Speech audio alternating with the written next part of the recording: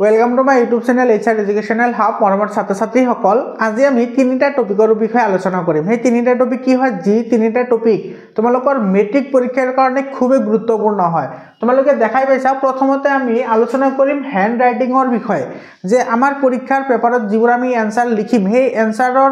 যিবোৰ লিখাৰ যেটো ধৰণ বা আমাৰ যেটো হ্যান্ড ৰাইটিং আছে অৰ্থাৎ আখৰৰ যিবোৰ শেপ আছে সেইবোৰ ম্যাটাৰ কৰে নে নকৰে তাৰ পিছত আমি চাম যে হ্যান্ড রাইটিং টু বেশি দরকারি হয় না সেন্টেন্স প্যাটার্ন টু বেশি দরকারি বা যেতিয়া আমি সেন্টেন্স প্যাটার্ন আমার ঠিক হবো তেতিয়া আমার কি প্যারাগ্রাফ যেটো কারেকশন আছে হেতু কৰাটো দৰকাৰ হয় না নহয়। তো সৰ্বপ্ৰথম চোৱা যেটো তোমাৰ হ্যান্ড ৰাইটিং আছে হ্যান্ড ৰাইটিং টু তো বৰ্তমান যেহেতু তোমালোকৰ মেট্ৰিক পৰীক্ষাৰ কাৰণে মাত্ৰ 18 দিন বা 17 দিন আছে গতিকে এই সময়ত তুমি হ্যান্ড রাইটিং ঠিক কৰাৰ কাৰণে তুমি কোনো ধৰণৰ প্ৰচেষ্টা নকৰাই বেটাৰ। প্ৰচেষ্টা নকৰিবা বুলি কৈছো এই কাৰণে কাৰণ তোমাৰ কেতিয়াবা কেতিয়াবা এনেকুৱা হয় তুমি হ্যান্ড ৰাইটিং ভাল কৰাৰ কাৰণে যদি তুমি প্ৰথমতে ট্ৰাই কৰিবা না তে তোমাৰ আগতে যিখিনি হ্যান্ড ৰাইটিং আছিল অৰ্থাৎ আগতে যেটো তোমাৰ লিখাৰ শেপ আছিল সেই শেপটো কি কৰিব চেঞ্জ হৈ যাব। তো চেঞ্জ হৈ যোৱাৰ লগে লগে তোমাৰ লিখাৰ যেটো স্পিড হেতু তোমাৰ কমি আহিব। বুজি পাইছানে মই কি কৈছো? গতিকে যেহেতু টাইম আমাৰ হাতত একেবাৰে কম আছে তোমাৰ হ্যান্ড ৰাইটিং যদি আগৰ পৰাই ভাল আছে তেতিয়া হলে বহুতে ভাল কথা আৰু বৰ্তমান যদি ভাল নাই তেতিয়া হলে তুমি হ্যান্ড ৰাইটিংৰ ফালে কেতিয়াও না যাবা আৰু হ্যান্ড ৰাইটিং কিন্তু ম্যাটাৰ কৰে। ঠিক আছে তোমাৰ হ্যান্ড ৰাইটিং যিমানে বেটাৰ হ'ব তোমাৰ লিখাৰ স্টাইলটো সিমানে ভাল হ'ব আৰু লিখাৰ স্টাইল ভাল হলে তোমাৰ যিখিনি কোৱেশ্চনৰ এনসাৰ তুমি লিখিবা হেবোৰত তুমি ফুল মাৰ্ক পোৱাৰ কাৰণে তোমাৰ হেতু পুৰা মানে চান্স থাকে বা ফুল মাৰ্কটো তুমি পাবাই পাবা। ঠিক আছে বাৰু এতিয়া যদি আমাৰ হ্যান্ড ৰাইটিং যদি ভাল নহয় তেতিয়া হলে আমি হ্যান্ড ৰাইটিং কি ভাল কৰাৰ কাৰণে এতিয়া ট্ৰাই কৰিম নেকি? আমি নকৰো। যদি এতিয়াও আমাৰ হ্যান্ড ৰাইটিং বেয়া তেতিয়া হলে আমি হ্যান্ড ৰাইটিংটো ভাল কৰাৰ কাৰণে এতিয়া আমি ট্ৰাই নকৰো তেতিয়া হলে আমি কি কৰিম আমাৰ এই যেটো পিছৰ যেটোটা তোমাৰ স্টেপ আছে সেই স্টেপৰ ফালে আমি আগবাঢ়িম। প্ৰথম কথা হৈছে তোমাৰ সেন্টেন্স প্যাটাৰ্ন তুমি ঠিক কৰা।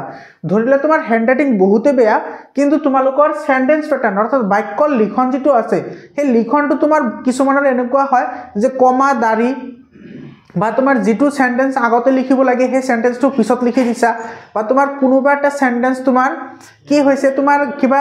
গ্ৰামাটিক্যাল মিস্টেক হৈ গল তুমি হেতু তুমি কাটি আকৌ কি কৰিছা অগাবিছা কৰিছা এনেকুৱা ধৰণৰ যেটো তোমাৰ সেন্টেন্সৰ পাজলিং আছে সেই পাজলিংয়ে কিন্তু তোমালোকৰ মাৰ্ক বহুতে ডিক্ৰিজ কৰিব অৰ্থাৎ মাৰ্ক কমাব। তুমি যদি ধুনিয়াকে এনসাৰটো লিখিছা তোমাৰ কনসেপশন আছে তুমি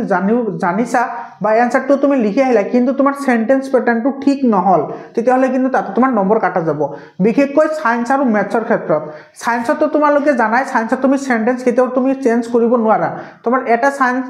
সায়েন্সৰ এটা সেন্টেন্স তুমি আগৰটো পিছত লিখিলা আৰু পিছৰটো আগত লিখি দিলা তো হেতু তোমাৰ কমপ্লিটলি ডিফাৰেন্ট মিনিং বুজাব। তো বি কেয়াৰফুল তুমি সেন্টেন্স প্যাটাৰ্নটো ঠিক কৰা আৰু সেন্টেন্স প্যাটাৰ্ন ঠিক তুমি কেনেকৈ কৰিবা তোমালোকৰ যেটো প্ৰি বোৰ্ড এক্সামিনেশনৰ কোৱেশ্চন পেপাৰ আছে সেই কোৱেশ্চন পেপাৰবোৰৰ যিবোৰ লং কোৱেশ্চন আছে সেই লং কোৱেশ্চনবোৰ তোমালোকে সলিউশন কৰিবা কেনেকৈ ধুনিয়াকে লিখিবা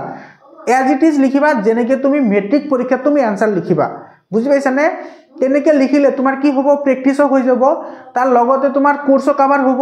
তাৰ পিছত তোমাৰ কি হ'ব যেটো সেন্টেন্স প্যাটাৰ্ন আছে না হেতু তোমাৰ কি হৈ আহিব ঠিক হৈ আহিব। আৰু সেন্টেন্স প্যাটাৰ্ন ঠিক কৰাৰ আটাইতকৈ সহজ পদ্ধতি হৈছে তুমি চেপ্টাৰবোৰ ৰিডিং কৰা। চেপ্টাৰবোৰ ৰিডিং কৰিলে তুমি গম পোৱা তোমাৰ সম্যক ধাৰণা এটা আহিব যে তোমাৰ কোনটো সেন্টেন্স আগত আহিব আৰু কোনটো সেন্টেন্স পিছত লিখিব লাগে। বুজি পাইছানে মৰমৰ ছাত্ৰ ছাত্ৰী সকল? এতিয়া আমাৰ সেন্টেন্স প্যাটাৰ্নটো ঠিক হৈ গল সেন্টেন্স প্যাটাৰ্ন আমাৰ ঠিক হল তাৰ পিছত আমি কি কৰিম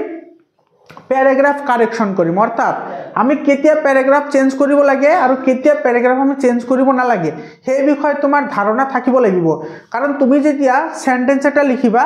আৰু সেই সেন্টেন্স লিখোতে তোমালোকক আৰু এটা কথা কও এই সেন্টেন্সবোৰ লিখোতে প্ৰত্যেকটো সেন্টেন্সৰ মাজত তুমি ইকুৱেল গ্যাপ মেইনটেইন কৰিবা।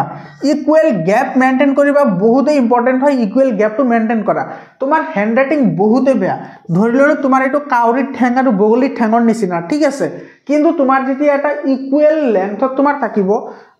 আৰু তোমাৰ প্ৰতিটো ওয়াৰ্ডৰ মাজৰ ডিসটেন্সটো সেম থাকিব তেতিয়া হলে তোমাৰ কি হ'ব হেখিনি দেখাত ধুনিয়া হ'ব আৰু পটাকটি নকৰিবা কেতিয়াও। সেই বিষয়ে তোমালোকৰ এক্সামৰ আগত মই এটা ভিডিও আপলোড কৰিম যে তোমালোকে এনসাৰখিনি কেনেকৈ লিখিবা। মৰমৰ ছাত্ৰ ছাত্ৰী সকল তো তুমি এখিনি কৰিলা কৰাৰ পিছত আহিছে তোমাৰ প্যাৰাগ্ৰাফ। তুমি কেতিয়া প্যাৰাগ্ৰাফ চেঞ্জ কৰিবা যেতিয়া তোমাৰ কোনো এটা ঘটনা তুমি লিখিবলৈ ওলাইছা যেনেকুৱা সোশ্যাল সায়েন্সত কোনো এটা ঘটনা লিখিলা নাইবা তুমি সায়েন্সত কিবা এটা দুটা পয়েন্টৰ ওপৰত তুমি আনসাৰ লিখিছা দুটা পয়েন্টৰ ওপৰত মেনশন কৰিছো তোমালোকে লক্ষ্য কৰা দুটা পয়েন্টৰ ওপৰত যেতিয়া আনসাৰ লিখিবা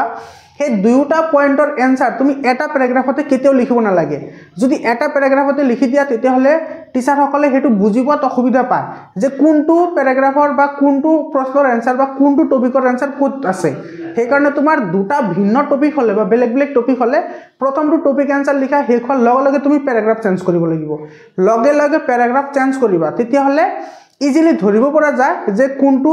কোনটো পাৰ্টত কোনটো এনসাৰ হয় বুজি পালানে তো প্যাৰাগ্ৰাফ চেঞ্জ কৰাটো তোমাৰ কাৰণে বহুত দৰকাৰী হয় আৰু প্যাৰাগ্ৰাফ চেঞ্জ কৰিলা তাৰ পিছত সেন্টেন্স প্যাটাৰ্ন ঠিক কৰিলা তেতিয়া হলে তোমাৰ এই হ্যান্ড ৰাইটিংটো কেতিয়াও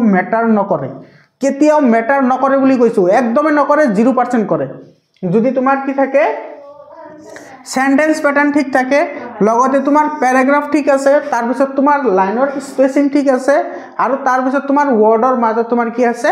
যেটো স্পেচ আছে হেটো তোমাৰ কি আছে ঠিক আছে মৰমৰ ছাত্ৰ-ছাত্ৰী সকল আশা কৰিছো তোমালোকৰ ভিডিওটো বহুত সহায়ক হ'ব তোমালোকে মই কোৱা ধৰণে প্ৰেক্টিস কৰা ডেফিনেটলি তোমালোকৰ পৰীক্ষাত ৰিজাল্ট ভাল হ'ব নিজৰ ওপৰত ভৰসা ৰাখা ধন্যবাদ